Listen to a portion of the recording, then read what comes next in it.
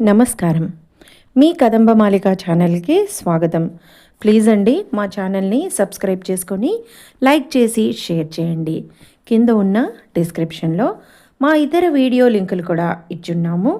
Please మీరు first time చూస్తుంటే కనుక తప్పకుండా వాటిని కూడా ఒక్కసారి చూసి మీకు నచ్చితే కనుక మీ గ్రూప్స్ అన్నిట్లో ఫార్వర్డ్ చేసి మాకు సపోర్ట్ అందించండి. Thank you. ఇప్పుడు మనం దరి చేరిన నావా అనే కథ చెప్పుకుంటున్నాం కదా, దానిలో నెక్స్ట్ పార్ట్. అభి, చందన తల్లి గురించి తెలుసుకొని చాలా ఆనందపడుతున్నారు కదా. ఆ తర్వాత ఏం జరిగిందో తెలుసుకుందాం. హరి తల్లిని చూడటానికి వెళ్ళింది. త్వరగా వచ్చేయమ్మా హరి, లేకపోతే ఆవిడని కూడా ఇక్కడికి తెచ్చేయి అన్నాడు ఉదయ్. అలాగే, తెచ్చే రోజు వస్తే తప్పక తెస్తా అని అనుకుంది మనసులో. జాగ్రత్త అన్నాడు. అలాగే అంకుల్ అంది. కారులో పంపించాడు ఉదయ్. ఆ రోజు రాత్రి వసు హరికి అన్నం కలిపి ముద్దలు పెడుతూ అభి గురించి చెప్పింది. అయితే నాకు తమ్ముణ్ణి వెతికి పెట్టావన్నమాట అంది హరిచందన.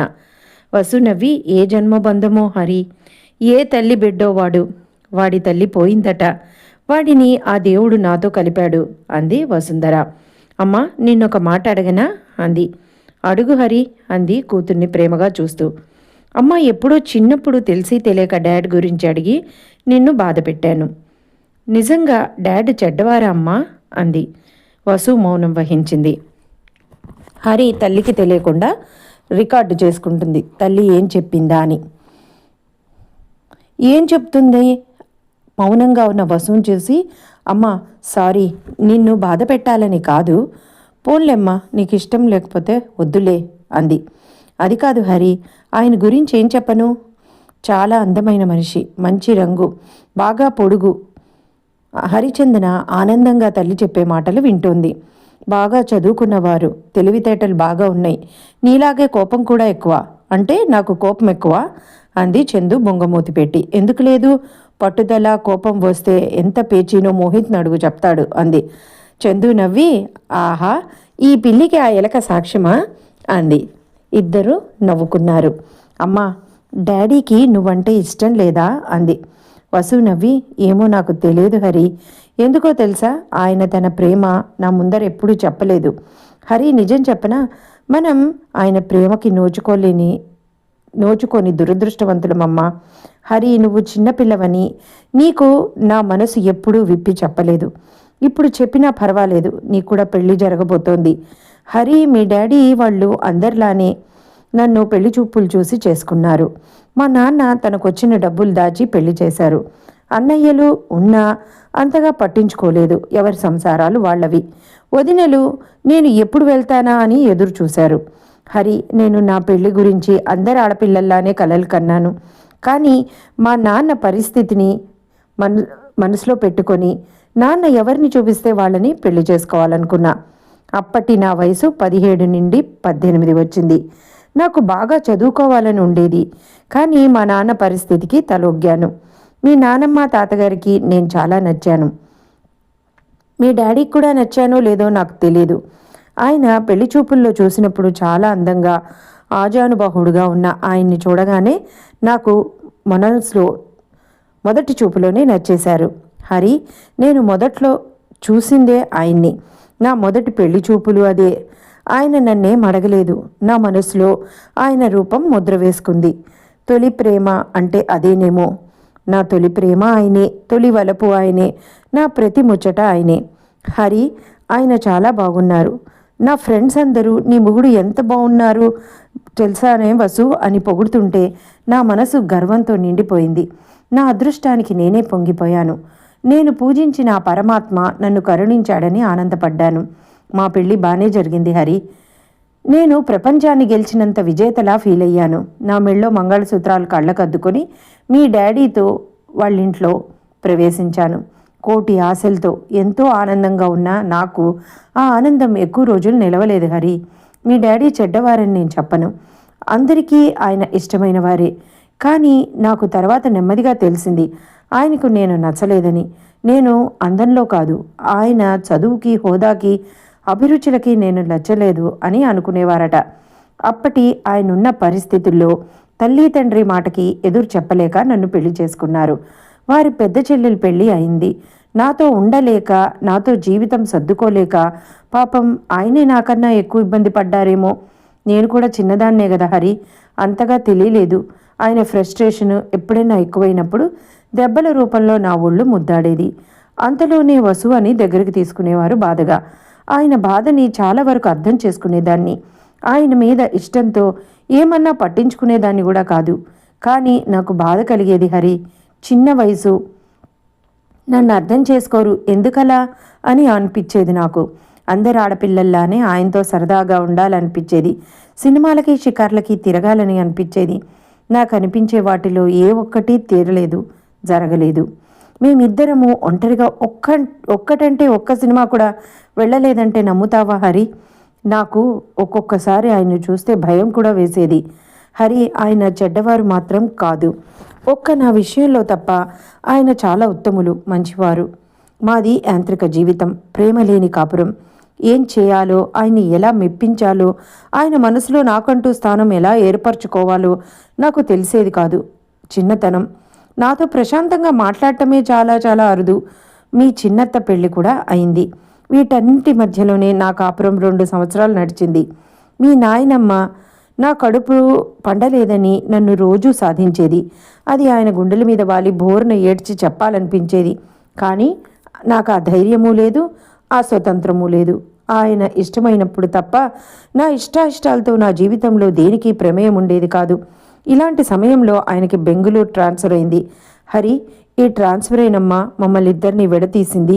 ఆయన చికాకుగానో పరాకుగానో ఇష్టంతోనో కోపంతోనో నాతోనే ఉండేవారు.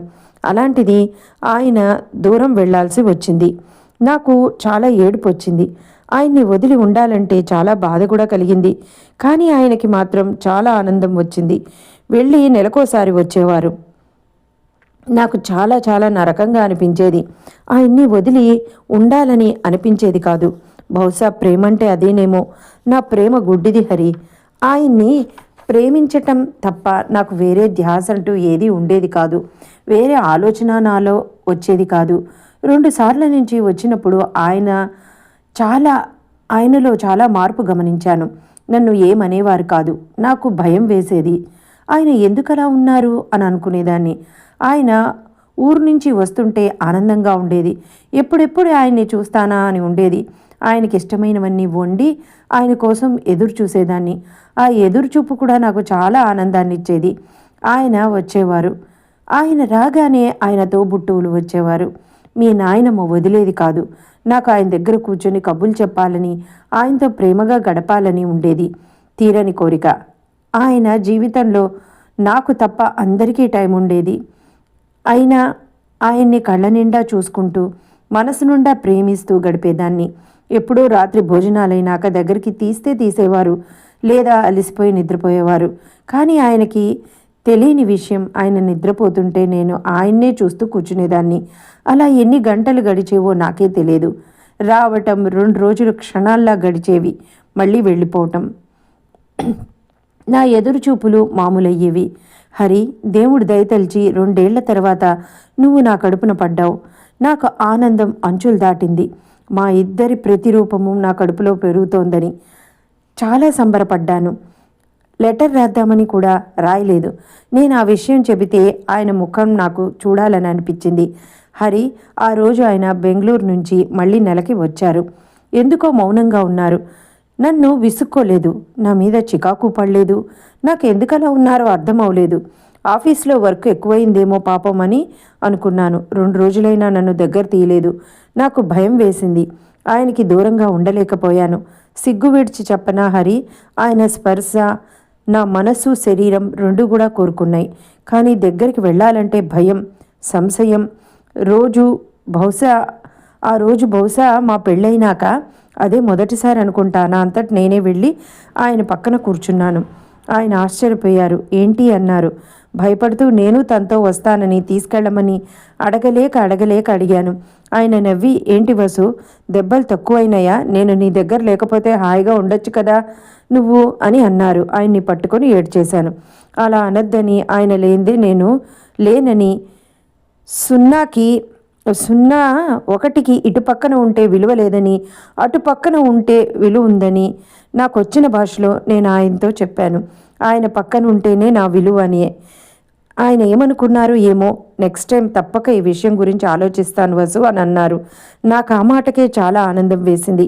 ఎందుకంటే ఆయన అంత ప్రశాంతంగా ప్రేమగా మాట్లాడటం అదే మొదటిసారి. నా ఆశ్చర్యానందాల మధ్య నేను ప్రెగ్నెంట్ అయినానని చెప్పాను. నిజంగానా అన్నారు ఆనందంగా. అప్పుడు ఆయన ముఖం పున్నమి చంద్రుల్లా వెలిగిపోయింది. ఆ ఆనందం నేను కళ్ళారా చూసి ఆనందించాలనే నేను లెటర్ రాసి చెప్పలేదు. ఆ ఆనందం చూసి నేను పరవశించిపోయాను హరి. ఆయన నన్ను చాలా ప్రేమగా దగ్గర తీసుకున్నారు. ఆ రోజు నిజంగా మేము నిజమైన భార్యాభర్తలమా అని నా మనసుకు అనిపించింది. ఎప్పుడూ లేంది ఆ రోజు ఆయన వెళ్తుంటే నా మనసు చాలా పీకింది. త్వరగా రండి అని చెప్పాను.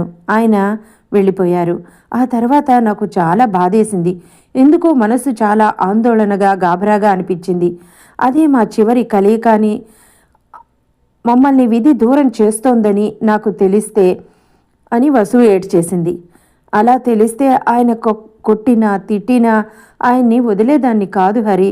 నాకు నెలలు నిండాయి హరి. ఈ మధ్యలో మా నాన్న పోయారు. నేను ఒంటరినైనాను.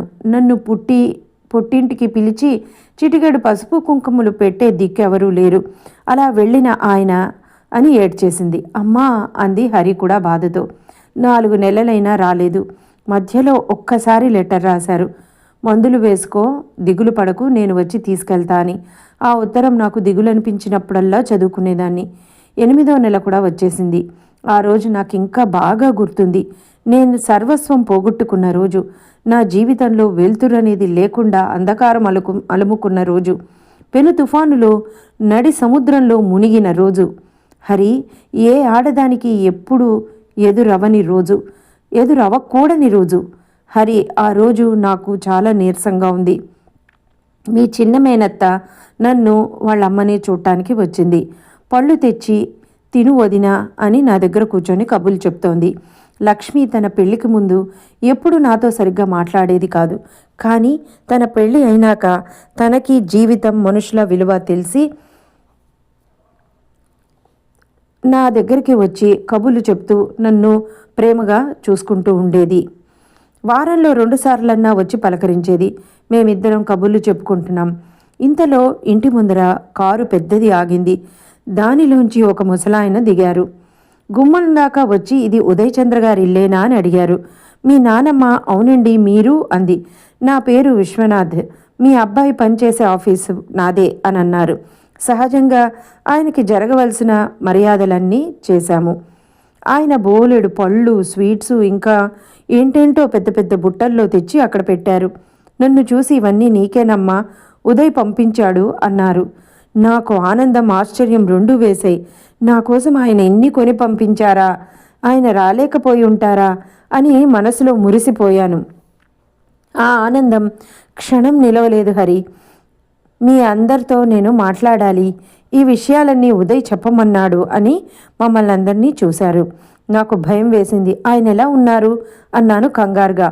మీ ఆయనకేమ్మా రాజాలా ఉన్నాడు, ఇంకో 4 ప్రాజెక్టులు వచ్చి చాలా బిజీగా కూడా ఉన్నాడు అని ఆయన హోదా గురించి, వచ్చే డబ్బుల గురించి, ఆయనకు కలిగిన గౌరవం గురించి చెప్పారు. నిజంగా ఆయన అంత మంచి స్థితికి వచ్చారా? ఏ భార్యకైనా అంతకన్నా కావాల్సింది ఏముంటుంది అని పొంగిపోయాను. ఆయన చెప్తూ నన్ను చూసి, అమ్మా నేను చెప్పేది ఎలాంటి ఉద్రేకం లేకుండా శాంతంగా వినండి. విన్నాక ఉదయ్ ఎట్టి పరిస్థితుల్లో ఉదయ్ని ఎట్టి పరిస్థితుల్లో అపార్థం చేసుకోకండి. మేము వింటున్నాం మౌనంగా. నాకు ఒక్కగానొక్క కూతురు, పేరు రాధిక. ఉదయ్కి రాధికకి పరిచయం పెరిగింది. స్నేహం ప్రేమగా మారింది అని నా వైపు చూశారు. అప్పటికే నా ఒళ్ళు చల్లబడిపోయింది. నిలబడలేని నేను కింద కూర్చున్నాను. నా కూతురికి ఉదయ్కి పెళ్ళి అయిందన్న విషయం తెలిస్తే ఉదయ్ దక్కని మరుక్షణం అది చచ్చిపోతుంది. ఉదయ్కి కూడా రాధిక అంటే చాలా ఇష్టం. ఆ మాట ఆయన చెప్తుంటే నా నెత్తిన 1000 బాంబులు వేసినట్లయింది హరి. మా అమ్మాయి కూడా ఇంజనీరు. వాళ్ళిద్దరూ చదువులు ఒకటే, వాళ్ళ అభిరుచులు ఒకటే, వాళ్ళ గోల్స్ ఒకటే. అన్నీ సరిపోయినాయి. ఇద్దరికి ఒకళ్ళంటే ఒకళ్ళు అని ఏడ్చేసింది వసు. అమ్మా సారీ అంది హరిచందన బాధతో. వసు కళ్ళు తుడుచుకొని, పర్వాలేదు హరి, ఈరోజు జీవితంలో జరిగిన ప్రతి సంఘటన నీకు చెప్తాను. ఇన్నేళ్లుగా నా మనసు మోయలేక మోస్తున్న ఈ భారం కొంచెమైనా తీరుతుందేమో అని మళ్ళీ కళ్ళు తుడుచుకొని చెప్పసాగింది. వాళ్ళు ఒకళ్ళంటే ఒకళ్ళకి ప్రాణమని పెళ్లి చేసుకున్నారని, ఈ విషయం మీకు చెప్పాలని ఉదయ్ అనుకున్నాడు. కానీ చెప్పాలంటే వెనకడుగు వేస్తున్నాడని. ఇంకా ఆ తర్వాత నాకేం వినిపించలేదు హరి. నా కళ్ళ ముందర చీకట్లు కమ్మిని, కళ్ళు తిరిగి పడిపోయాను. కొద్దిసేపటికి లేచాను. ఇంకా అంతే, నాకు మాట్లాడే శక్తి పోయింది. నా నిలువెల్లా ప్రాణాలన్నీ పోయినట్లు అనిపించాయి.